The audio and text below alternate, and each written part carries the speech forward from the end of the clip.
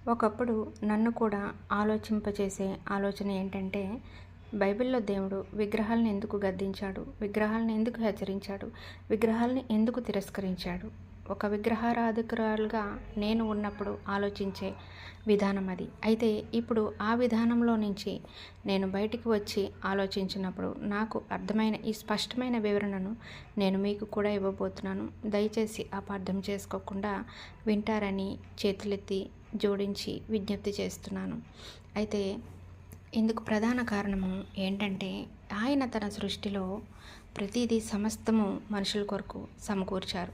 మరి అందులో నుంచి మనము రాళ్లను కానీ, మన్నును కానీ, రప్పలను కానీ తీసుకుని వాటిని మనం మన చేతులతో సృజించి తయారు చేసి వాటికి ప్రాణప్రతిష్టలు చేసి వాటిని ఆరాధిస్తుంటే, అక్కడ దేవుణ్ణి మనం ఎందులో బంధించాము, ఎందులో ఆరాధిస్తున్నామో, ఎందులో చూస్తున్నామో, విశ్వవ్యాప్తి అయిన వానిని ఒక విగ్రహాలకే పరిమితం చేస్తున్నామా అని ఏ రోజైనా మనకి మనముగా ఆలోచన అనేది మొదలుపెట్టామా అంటే అది శూన్యమనే చెప్పాలి.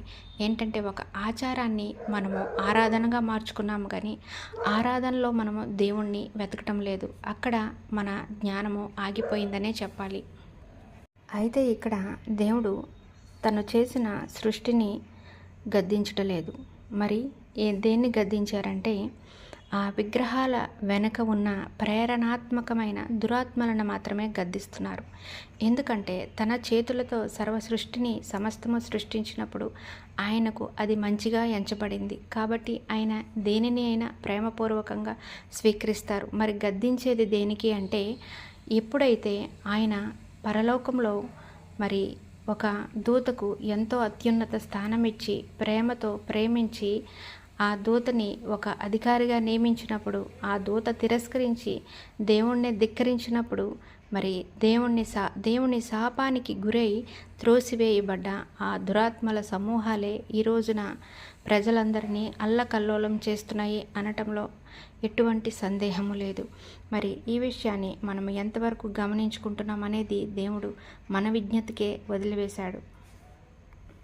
విగ్రహం అంటే ఒక రాయో రప్పో కాదు. మన హృదయంలో దేవునికి బదులు దేనికైనా ఎక్కువ స్థానం ఇస్తే అది విగ్రహమే అని దేవుడు చెప్తున్నాడు. అయితే ఇక్కడ దేవుడు ప్రేమతో హెచ్చరించాడని మనం గుర్తుంచుకోవాలి. ఆయన హెచ్చరించేది ద్వేషంతో కాదు. దేవుడు విగ్రహాల గురించి పదే పదే చెప్పింది మన మనస్సులు మళ్ళీపోకుండా జాగ్రత్త చేయడం కోసం. ఆయన కోరుకున్నది మనం ఆయనను సత్యములో తెలుసుకోవడం.